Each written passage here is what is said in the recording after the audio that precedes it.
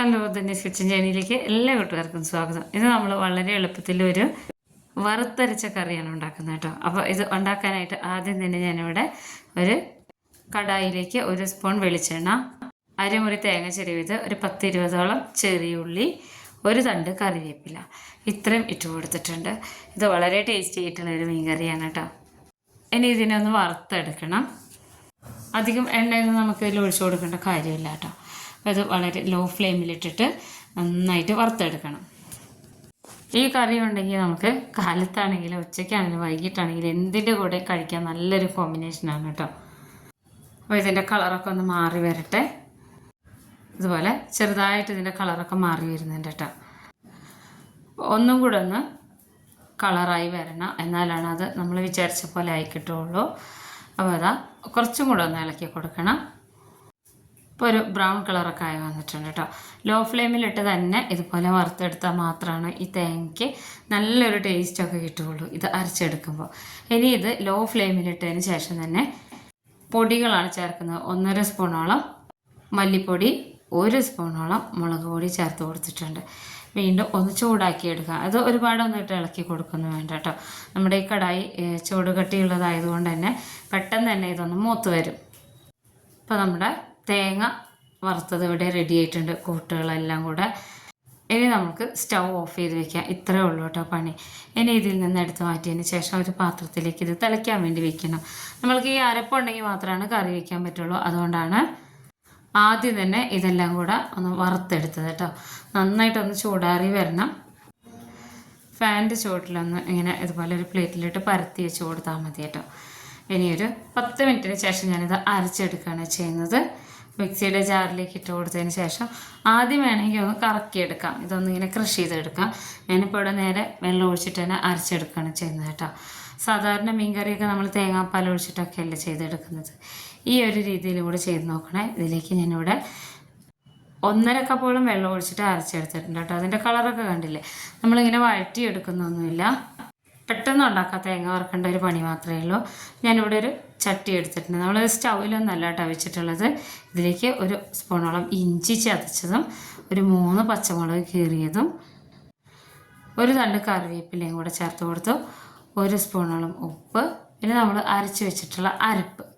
ഇതിൽ 1-2 secret ingredient ചേർത്ത് കൊടുക്കുന്നുണ്ട് കേട്ടോ. അതിനോടൊപ്പം തന്നെ അരപ്പ് ഒഴിച്ചതിൻ്റെ കൂടെ ഒരു 1/2 കപ്പോളം വെള്ളം ഒന്ന് ചുഴറ്റിയെടുത്തിട്ടുണ്ട് മിക്സിയുടെ ജാറ്. ഇനി ഇത് ഞാനൊരു നെല്ലിക്ക വലിപ്പത്തിലുള്ള പുളി വെള്ളത്തിലിട്ടിട്ടുണ്ടായിരുന്നു. ഇത് പക്ഷേ ഈ കറിക്ക് പുളി കുറച്ച് കുറവാണ് കേട്ടോ. ഇത് 1/2 കപ്പ് വെള്ളത്തിലൊന്ന് പിഴിഞ്ഞെടുത്ത് ഒഴിച്ചു കൊടുക്കണം. ഈ ഒരു രീതിയിൽ ഉണ്ടാക്കിയാൽ മാത്രമാണ് ഇതിന് വിചാരിച്ചൊരു ടേസ്റ്റ് ഉണ്ടാവുള്ളൂ. അതുകൊണ്ടാണ് കേട്ടോ. ഇനി ഇത് നല്ലോണം ഒന്ന് ഇളക്കി യോജിപ്പിച്ച് കൊടുത്തതിന് ശേഷം നമുക്ക് ഇതിൽ മഞ്ഞൾപ്പൊടി ചേർത്ത് കൊടുക്കാം. ഞാനിതിൽ മഞ്ഞൾപ്പൊടി ചേർത്തിട്ടുണ്ടായില്ല. മഞ്ഞൾപ്പൊടി ഞാനിവിടെ ഒരു 1/2 സ്പൂണോളം ചേർത്ത് കൊടുത്തിട്ടുണ്ട് കേട്ടോ. മഞ്ഞൾപ്പൊടി വേണമെന്നുണ്ടെങ്കിൽ നമുക്ക് വറുക്കുമ്പോൾ ഇട്ട് കൊടുക്കാം, പക്ഷേ ആ ഒരു കളറ് അങ്ങനെ കിട്ടില്ല. അതുകൊണ്ടാണ് ഞാൻ അരപ്പിൽ ചേർക്കാതെ ഇതുപോലെ വേറെ തന്നെ ചേർത്തത്. ഇനി ഇത് ഇളക്കി അടച്ചു വെച്ചതിന് ശേഷം സ്റ്റൗവിൽ വയ്ക്കാം. നന്നായിട്ടൊന്ന് തിളച്ച് വരണം കേട്ടോ. ഒന്ന് തിളച്ച് ചെറുതായിട്ടൊന്ന് വറ്റി വരണം. ഇപ്പോൾ നമ്മുടെ കറിയൊക്കെ അരപ്പൊക്കെ നല്ലോണം ഇതുപോലെ തിളച്ച് വന്നിട്ടുണ്ട് കേട്ടോ. നന്നായിട്ട് ഈ അരപ്പ് അരഞ്ഞാൽ മാത്രമാണ് നമ്മളിങ്ങനെ ഈ ഒരു രീതിയിൽ കിട്ടുകയുള്ളൂ. ഇനി ഞാനിവിടെ 1-2 ഇൻഗ്രീഡിയൻസ് എടുത്തിട്ടുണ്ട്. ഇത് തക്കാളിയാണ്, ഒരു തക്കാളി. ഇത് മാങ്ങ ഉണക്കിയതാണ്, നമ്മളൊക്കെ മാങ്ങാത്തോലെന്ന് പറയും. അതൊരു പിടിയെടുത്ത് വെള്ളത്തിൽ കുതിർത്തി വെച്ചതാണ് കേട്ടോ. ഇതില്ലെങ്കിൽ കുടംപുളി ചേർത്ത് കൊടുക്കാം, ഒരു 2 തണ്ട്. ഇനി ഇത് 1/2 കിലോനോളം ചെമ്മീനാണ് കേട്ടോ. പ്രോൺ എന്ന് പറയും. ചെറുത് കിട്ടുകയാണെങ്കിൽ ഏറ്റവും നല്ലതാണ്. എനിക്ക് ഇതാണ് കിട്ടിയിട്ടുള്ളത്. അപ്പോൾ ഇത് 3ഉം കൂടെ നമുക്കിത് തിളച്ച് കിടക്കുന്ന ഈ ഒരു കൂട്ടിലേക്ക് ഇട്ട് കൊടുക്കാം. അപ്പോൾ മാങ്ങ ഉണക്കിയതില്ല എന്നുണ്ടെങ്കിൽ നിർബന്ധമില്ല, നമ്മൾക്ക് കുടംപുളി ചേർത്ത് കൊടുത്താൽ മതി. എനിക്കിപ്പോൾ ഇവിടെ ഞാൻ മാങ്ങ വേനൽക്കാലത്ത് ഉണക്കി വെച്ചിട്ടുണ്ടായിരുന്നു കേട്ടോ. അതുകൊണ്ടാണ് ഇത് ഇട്ട് കൊടുത്തത്. ഇതെല്ലാം കൂടെ ഒന്ന് ഇളക്കി കൊടുത്തതിന് ശേഷം വീണ്ടും ഒരു 2-3 മിനിറ്റ് ഒന്ന് മീഡിയം ഫ്ലെയിമിൽ വെച്ചിട്ട് ഇതിനെ തിളപ്പിച്ചെടുക്കണം കേട്ടോ. തിളച്ച് ചെറുതായിട്ടൊന്ന് വറ്റി വരണം. ഒരുപാട് ഇങ്ങനെ വറ്റി വരേണ്ട കാര്യമില്ല. നമുക്ക് ഒഴിച്ച് കറിക്ക് ആവശ്യമായിട്ടാണ് കേട്ടോ നമ്മൾ ഈ കറി ഉണ്ടാക്കുന്നത്.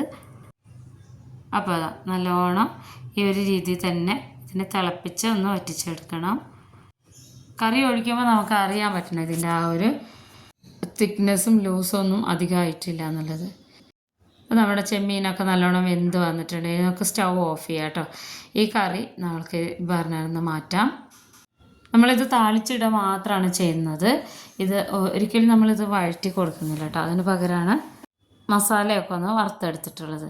ഇനി ഞാനിവിടെ അതേ കടായി തന്നെ സ്റ്റൗവിൽ വെച്ചതിന് ശേഷം വെളിച്ചെണ്ണ ഒരു 3 ടേബിൾ സ്പൂണോളം ചേർത്ത് കൊടുത്തു. ഒരു 6 ചെറിയ ഉള്ളി ഇട്ട് കൊടുത്തിട്ടുണ്ട്. ഇത് താളിച്ചിടാനാണ് കേട്ടോ. ചെറിയ ഉള്ളി ചേർത്ത് കൊടുത്തതിന് ശേഷം ചെറിയ ഉള്ളി നല്ലോണം ഒന്ന് ഇളക്കി യോജിപ്പിച്ച് ഒന്നൊരു ബ്രൗൺ കളറാവുന്ന വരെ ഇളക്കി കൊടുത്തുകൊണ്ടിരിക്കണം കേട്ടോ. ഇത് നല്ല രുചിയുള്ളൊരു നാടൻ കറിയാണ്. കൂടുതൽ ഇത് ചോറിൻ്റെ ചപ്പാത്തിയുടെയും വെള്ളയപ്പത്തിനൊക്കെയാണ് ഏറ്റവും നല്ലത് കേട്ടോ. അപ്പോൾ അതാ നമ്മുടെ ചെറിയ ഉള്ളിയൊക്കെ ഇങ്ങനെ കളറ് മാറി വന്നിട്ടുണ്ട്. ഒന്നും കൂടെ ഒന്ന് കളറ് മാറണം കേട്ടോ. ആ നേരം ആകുമ്പോഴേക്കും നമ്മളിതിലേക്ക് കറിവേപ്പില ഇട്ട് കൊടുക്കണം. ഒത്തിരി സാധനങ്ങളൊന്നും ഇതിൽ ആഡ് ചെയ്യുന്നില്ല. ഒരു തണ്ട് കറിവേപ്പില മാത്രമേ ഇതിൽ ചേർത്ത് കൊടുത്തിട്ടുള്ളൂ. അത്രയും മതിയാവും. ബാക്കി ഏറെക്കുറെ നമ്മൾ അരപ്പിൽ ചേർത്ത് കൊടുത്തിട്ടുണ്ട്. ഇനി ഇത് ആയിട്ടുണ്ട്. ഇത് പെട്ടെന്ന് തന്നെ കറിയിലേക്ക് ഒഴിച്ചു കൊടുക്കാം കേട്ടോ. ചൂടോട് കൂടി നമ്മളെ വറുത്തരച്ച ചെമ്മീൻ കറി ഇവിടെ റെഡി ആയിട്ടുണ്ട്. ഇത്രയേ ഉള്ളൂ പണി. ഇത്